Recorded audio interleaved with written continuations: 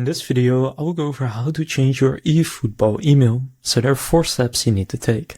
First, go to Konami ID website, so open my.konami.net and sign in with your existing Konami ID, the email you want to change. Once logged in, go to account information or profile and click edit next to your registered email address.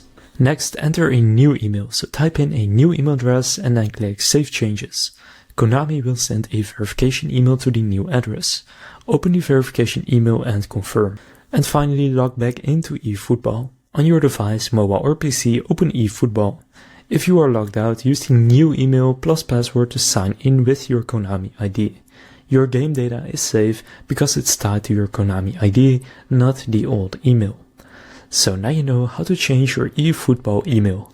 If this video was helpful, please consider leaving a like and subscribing to my channel. With that being said, I will see you in the next video.